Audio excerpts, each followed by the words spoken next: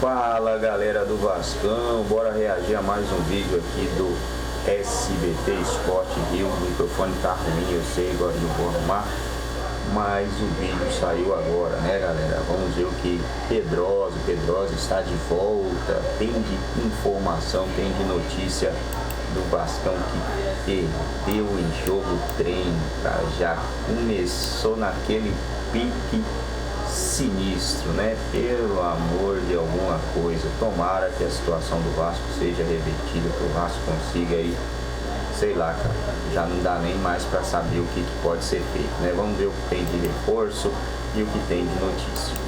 Eu estou ansioso para te ouvir. O Vasco se reapresenta hoje com Fábio Carille no comando.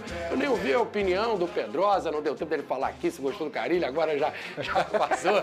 Então, agora tem mais jeito, Pedrosa. O time que vai disputar o início do Carioca e foi derrotado ontem, agora já tá. Agora tu vai de Carille, parceiro. Teve jogo contra o Volta Redonda, o Vasco perdeu. Tem um VT pra gente mostrar como é que foi esse jogo treino. Roda aí.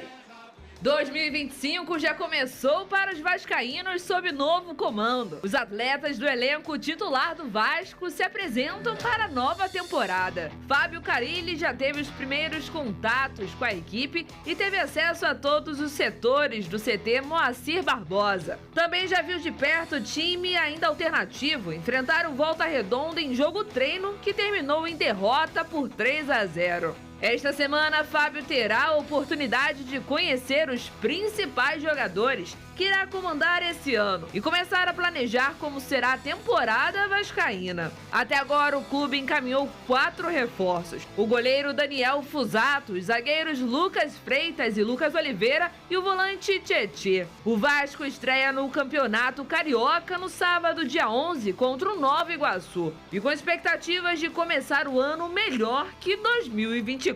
Um recado para o torcedor vascaíno, para o torcedor do Vasco: pode esperar um time muito organizado, muito determinado, comprometido com a instituição, para a gente representar muito bem essa camisa, essa história tão vitoriosa dentro do futebol brasileiro. Características do Carille, o time sempre muito organizado, né? Arrumadinho ali atrás. Foi por isso até que ele foi chamado. Conversei com o Felipe, que disse que é uma das características que eles queriam, um cara para arrumar a defesa. O Vasco voltou hoje, o primeiro grande clube do Rio a se representar os principais jogadores. Pedrosa, queria que você falasse dos principais focos do Vasco nesse início de 2025, Pedrosa. Passa pra gente. Vamos nessa, Vinique. Eu separei aqui, tive que escrever porque é bastante coisa, né? Ó, primeiro foco do Vasco nesse início de semana, nesse início de janeiro, é contratar um zagueiro titular e fazer também as renovações, destravar renovações que estavam sendo conversadas, sendo encaminhadas. Primeiro ponto, Lemos, zagueiro do Atlético Mineiro, que já não vai mais ficar no Galo. É um jogador que inclusive interessava ao Vasco desde o meio do ano passado para poder reforçar o clube na segunda janela de transferências, mas não andou porque ele tinha algumas pendências com o Galo e o Galo não liberou. Então é um jogador que tem concorrência, o Vasco do Grêmio e do Penharol também. Mas o Fábio Carille gosta muito do Lemos, é um zagueiro que é encarado sim como uma possibilidade para ser titular e o Vasco tem uma negociação com esse atleta. Outros 2 nomes em relação à zaga que o Vasco também tem interesse: Balbuena, jogador da confiança do Carille, que inclusive já ligou para ele, porque o Balbuena já trabalhou com o Carille na época do Corinthians, mas o Dinamo, que é o time do Balbuena, está disputando o título do Campeonato Russo. E para liberar agora, seriam 5 milhões de euros, dinheiro que o Vasco não tem em caixa, tirar mesmo de Russo se tivesse, é complicado, hein? não ia fazer isso. Então hoje o Balbuena tem uma possibilidade de assinar um pré-contrato para chegar no meio do ano. Então o Vasco da Gama trabalha com a possibilidade de assinar esse pré-contrato para ele chegar no meio do ano. Nada certo, mas essa é a negociação e pesa o fator Carille. O outro nome é o Samir. Samir, que joga no Tigres do México, revelado pelo Flamengo, conhecido aqui do futebol carioca, tem 30 anos, foi oferecido ao Vasco da Gama, que analisa a situação, para entender o porquê do Samir não estar jogando tanto no México. Então não tem negociação avançada, a comissão técnica junto com a diretoria estão analisando esse nome do Samir. Outras questões, renovação, Léo Jardim. Proposta do Vasco é de 4 anos, até o final de 2028, de dezembro, e o financeiro deve destravar essa renovação do Léo Jardim, que já estava muito bem encaminhada desde o final do ano passado. Então, é uma notícia maravilhosa para o torcedor do Vasco, caso se concretize. Verratti.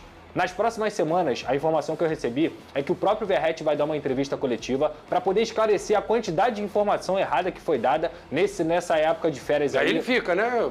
Isso que eu ia falar. O Vasco tem uma conversa com o Verratti de antes do fim do Brasileiro para a melhoria contratual dele. E ele quer essa melhoria contratual pela belíssima temporada que ele fez no ano passado. Hoje ele ganha cerca de 550, 600 mil reais. Mas, obviamente, é um jogador que foi o cara mais efetivo do time na temporada e quer uma melhoria. Ele já tem contrato até o final de 2025, se reapresentou hoje normalmente, em nenhum momento cogitou vou sair do Vasco ou algo desse tipo, mas ele quer a melhoria que foi conversada no final do ano passado. Ele também tem uma renovação automática, caso bata metas, até o final de 2026, então é uma conversa que deve se estender aí nessa semana para a renovação, não sei se renovação ou só melhoria do contrato do Verratti, que já tem um prazo bom, digamos assim, para a idade que ele tem. Ryan, jogador que era cotado para ser vendido, mas não recebeu nenhuma proposta oficial nesse final do ano. Tem contrato até o final de 2025. O que o Vasco quer fazer? Renovar para não poder perder por pré-contrato. Porque vai chegar em junho, ele tem contrato até o final de 2025, ele pode assinar com qualquer outro time. Então, mesmo sendo um jogador que o Vasco pretende vender, não tem por que o Vasco correr o risco e não renovar com ele. A mesma coisa é o Paulinho. Paulinho Paula, que inclusive dá uma entrevista coletiva hoje, às 15h30, no CT Moacir Barbosa, tem contrato até o final de 2025 e o Vasco pretende renovar por encarar esse jogador como crucial. Esses são os principais focos aí nesse início de janeiro. Gente pensando aí em zagueiro, boa notícia então que o Verratti, né, quem estava preocupado na permanência ou não, o Pedrosa está garantindo que permanece. Falando do CT, novidade do CT, Pedrosa? Vamos lá, para explicar para a galera mais ou menos, o CT Moacir Barbosa já é um problema do Vasco identificado há muito tempo.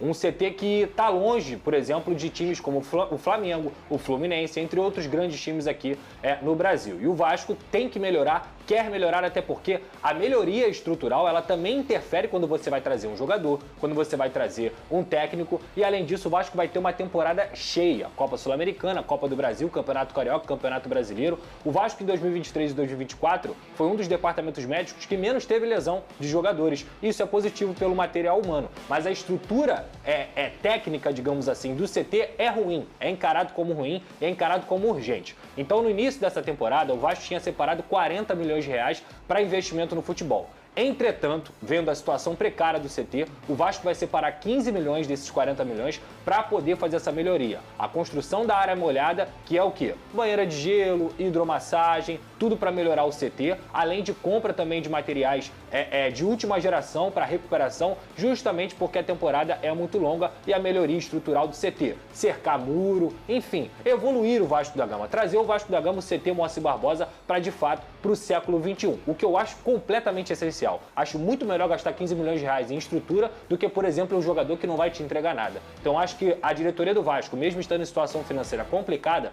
toma uma decisão extremamente correta. E os outros 25 milhões serão usados para poder fazer a contratação.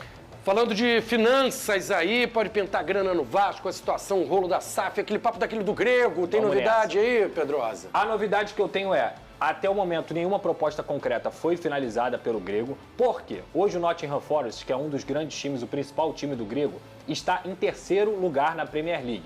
Tem 37 pontos e está no terceiro lugar, ou seja, está brigando por título. É um time que está surpreendendo na Premier League e que ele está focado na janela de transferências desse time. Então, a expectativa do Vasco é que ele faça uma proposta até o final desse mês, justamente porque ele vai ter esse período aí focado no Nottingham Forest na Premier League. As conversas vêm acontecendo ainda com os intermediários e o que o Vasco ouviu de alguns intermediários é que há a possibilidade dessa proposta concreta ser feita até o final do mês. Não adianta o Vasco cobrar, porque senão, se o Vasco cobrar, pode parecer desesperado, então isso abaixa também o valor, mas o Vasco continua em cima. O fato é que hoje não tem nada concreto de proposta, assim como já foi no final do ano passado. E para finalizar aqui a sequência de informações, o Maicon, zagueiro, está fazendo exames no Curitiba e se apresenta lá. Então o Maicon já não vai mais fazer parte do elenco 2025.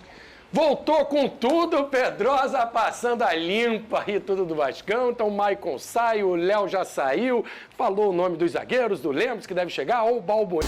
Bom, galera, a principal notícia, né, que eu acho aí, que a gente quer ver no Vasco, é a venda, é o Grego comprar o Vasco. A principal notícia para mim seria essa, a venda da SAF, porque com a venda da SAF o Vasco pode montar um elenco melhor, pode montar um time melhor, pode ser mais competitivo para essa temporada de 2025. Sem isso aí, vai ser difícil o Vasco ser competitivo, brigar por título.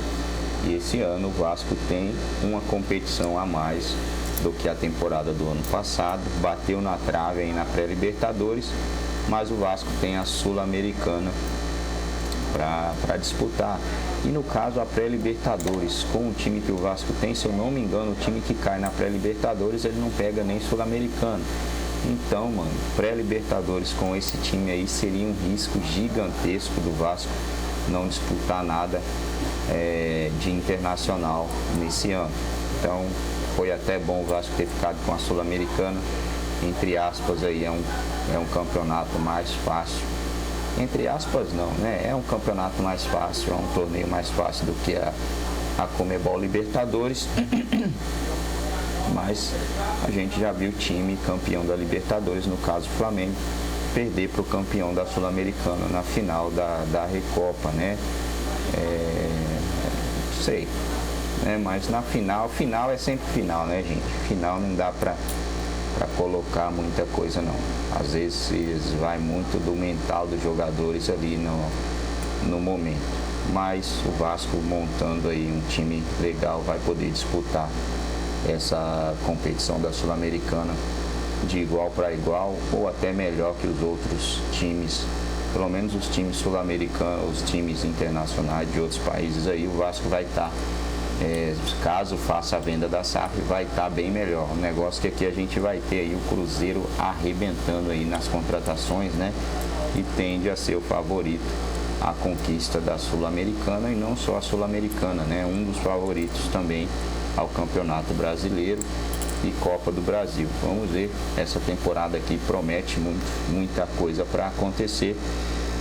Não é inscrito aqui no nosso canal? Botão abaixo escrito inscreva-se, deixa aquele likezão, não esqueça de deixar a opinião de vocês, o que acharam aí do vídeo e do boletim informativo do Vascão da Gama.